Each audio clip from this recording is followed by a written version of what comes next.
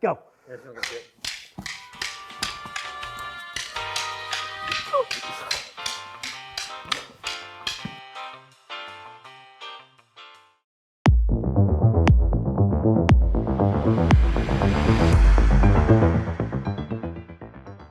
All right, guys, today we're going to take a look at some basic Sombrata flow drills. In several videos, we've been looking at some long-range material that is related to weaponry. Today, we're going to start looking at some more of the mid-range training methods. The guys and I have been doing a little bit of training lately on some fundamental Filipino Kali drills, Sombrata. These drills are great for developing placement, timing, good optics, good position. These flows introduce some of the basic attack lines from weaponry-based systems.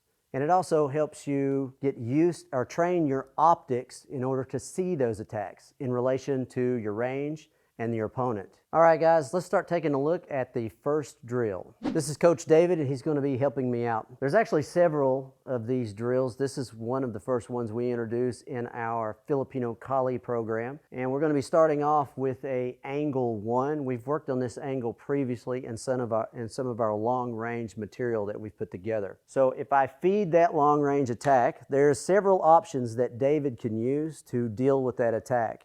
And we're working at a close range. This actually can be done in many different ranges. He's going to be doing an inside deflection, and sometimes this is referred to as a forewall. And you'll see he's also training his backhand.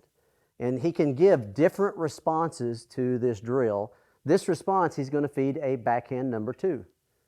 All right, so our angle 1 and our angle 2 are probably two of the most common angles that you deal with in weaponry. So again, I feed the 1, he counters it, and he feeds the 2. Now I also not only want to train placement of the stick, I want to train placement of my hand. You know, you see Coach working that as well. So I'm going to get my hand involved, and I'll try to touch the forearm as I'm blocking the stick. And then I'm going to feed a downward stroke, and he's going to be doing a roof block.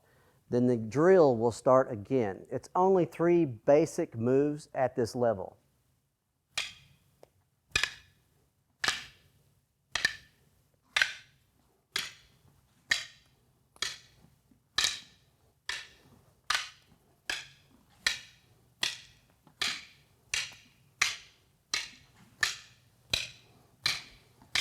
Once we've got the basic flow and we're getting our weaponry in the right place, we're training our second hand, one of the things we want to make sure we're doing is getting our bodies in the right place. Commonly in the beginning, we'll work this drill and we're overly focused on what we're doing with our hands and weaponry, and we forget the rest of our body. So we're going to do the drill again, and we're going to start working on placement of feet and the body.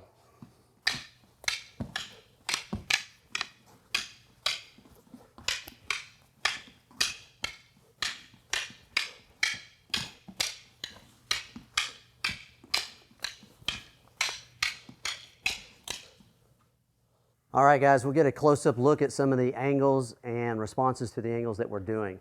I'm feeding the angle 1. You can see Coach is working an inside deflection.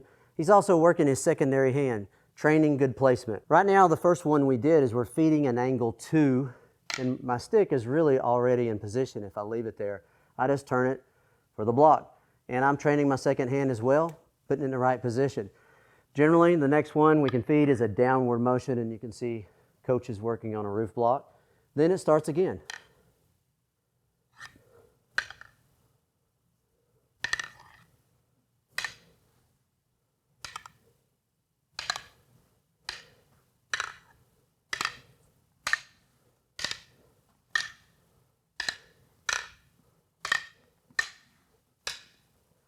All right, so we countered and responded with an angle 2. There's a couple of other options that we're going to add into the drill so we can mix it up a little later once you're comfortable. So we started with a 1, I received a 2. This time what Coach is going to do is feed a lower line attack, and I have to be able to pick it up. So a lot of times I like to drop my base and forewall, get the stick between me and him, and I'm also checking the elbow. Past that, it enters into the second half the same way. I'll feed a downward, and this is where I'll feed David the same thing. He feeds me.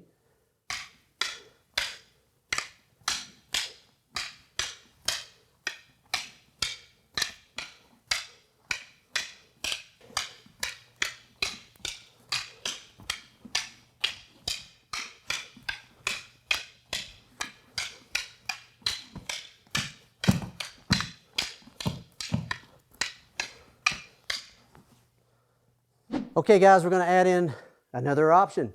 So far, I've fed a 1 and I've come back with a 2 line. We also fed that one and came back with a lower or mid line. This one we're gonna attack the knee.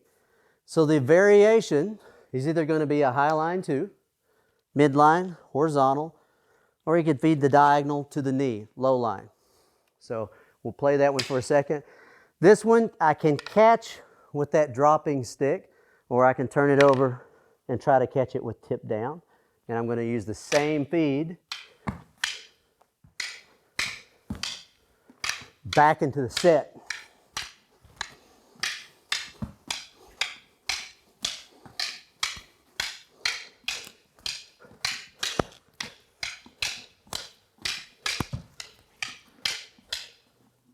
All right, the next part of the drill, we mix it up.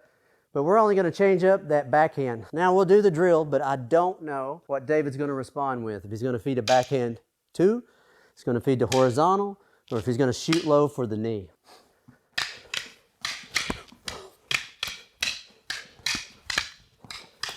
Nice.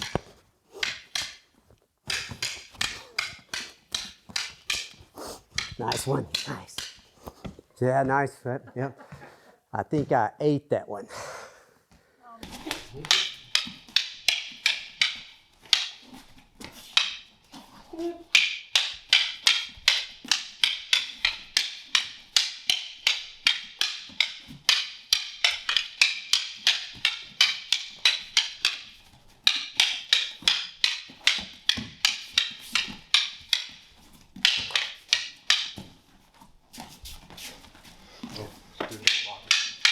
Do what you and I usually do.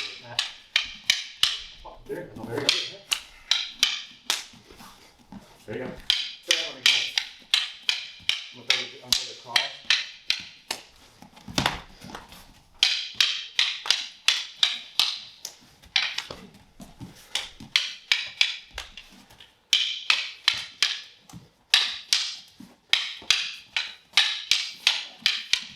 Okay guys, next we're going to add in one more variation. We're going to add in the thrust.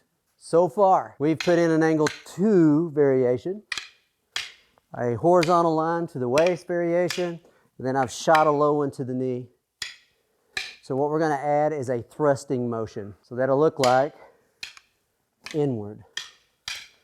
So that's it.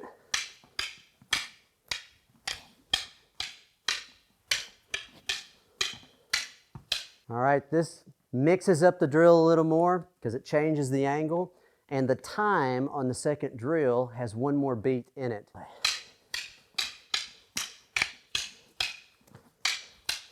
Nice.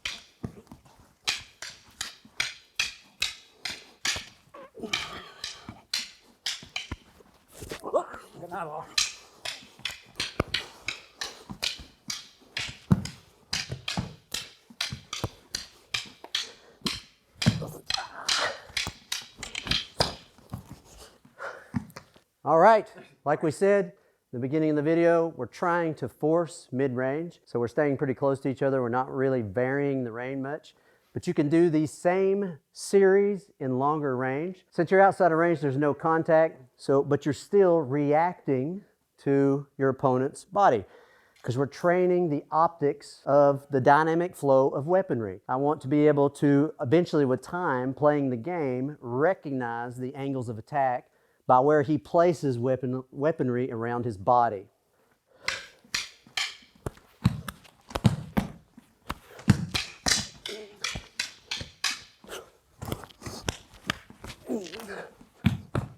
Ah, nice.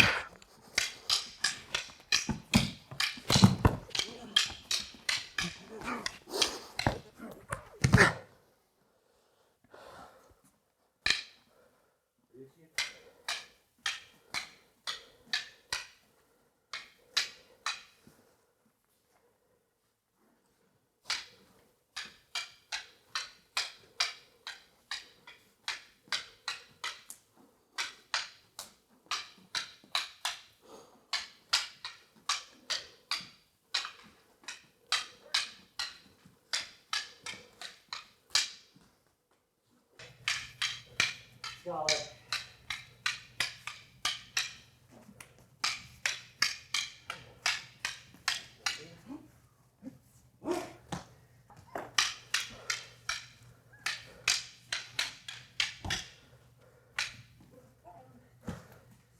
All right, once you've got the basic flow of this drill, you can play it with stick and knife.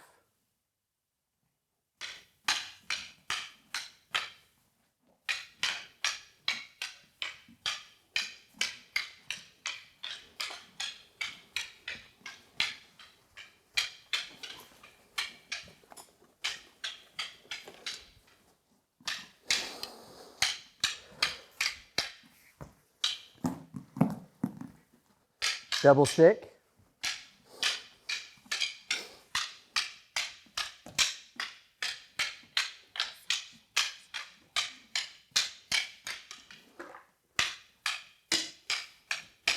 Apparently road cones work too.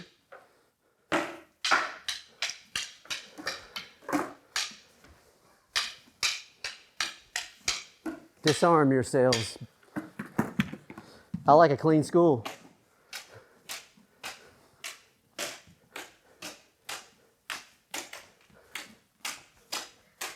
One of the reasons to train these types of drills is it's going to ingrain flow, tempo, timing, and fluid motion in the body. These attributes can be ingrained in the body through these types of drills, even if the drills aren't necessarily related to what you're going to do as far as expressing them in a combative environment. The next thing they're going to develop is good optics. You're going to train your ability to see. And one of the things in relation to weaponry is the dynamic flow of weaponry. The human body is designed to deliver weapons in a certain order. So as you do these flows, you start to learn generally what's coming next due to the weapon's positioning around your opponent's body. The next thing it's going to develop is good positioning. In other words, being in the right position at the right time. And this is something that good drilling will do across the board in the combative arts. One of the reasons is you're doing it with repetition, you're doing it with timing, and obviously if you're training on a consistent basis, you're going to get a lot of numbers in. This combination can ingrain ideas, movements, and placements into the body. So what I mean by good positioning and being in the right place at the right time is having your footwork in the correct position at the right moment in order to either move or respond with a kick. Also, your secondary hand, where is it going to be? Sometimes when I'm working with the weapon system, my primary focus is that hand, and I forget about this one. If it isn't trained, it's not necessarily going to be in the right position at the right time to pick up different things that potentially could come in. The next thing these drills are going to ingrain in the body and teach you is ranging, the ability to judge range between you and your opponent or your opponent's weapon system. That's also going to involve proper timing. Generally, in all martial arts, you have basically 3 times that you can do any move or drill on. I can be behind time, on time, or ahead of time. Now, I'd like to always be ahead of time, but I always want to prepare to be behind time. Playing drills like this will teach you how to deal with both, because sometimes you're going to be a little late and sometimes you're going to be a little early. And obviously, the coordination that it's going to teach the body by playing these different types of drills. This leads to the ability to develop the flow of drilling. Drilling relates with what you're going to do in a dynamic environment. So next, we may put gear on and spar. Knife fight, stick fight. And obviously, as we play, you're going to have good moments, you're going to have bad moments, but your mistakes are going to float to the surface. During those moments in resistance, I want to take notes on my mistakes. I want to know what they are. And whatever the biggest one is, I want to note that because I'm going to train that mistake in a drill. I will then take that, put it in a drill, and do it with rhythm, consistently, over time, until I correct that mistake in my nervous system, until it starts to come out in that dynamic environment without me thinking about it. Once I've done that, then I can go back into the dynamic environment, see what the next thing is I want to fix, and either find or develop a drill around that and go through the same process. All right, guys, if you get value from what you are seeing today, give us a like and a subscribe. If you have a friend that you know will gain some value from this information, please share us. All right, guys, if you have questions or you'd like to suggest some things for us to do in the future, please let us know in the comments below. Nothing you losers train will ever work in the street.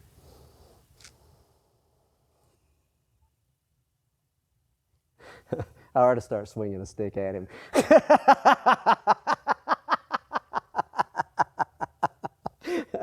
Guys, if you like this material and want to see more, check out the link on the screen above. And as always, credit where credit is due. Thank you to all of our instructors and mentors who have got us to the point we are today. So this is something to put in the comments. We got to convince Jen to get back on this side of the camera. Only you guys can do it. Only you can bring the redhead back. Let's get this video up to 1,000 likes. Smokey the Bear. You're making me laugh and it's giggling in the camera. I bet Smokey could stop more fires if he had a stick.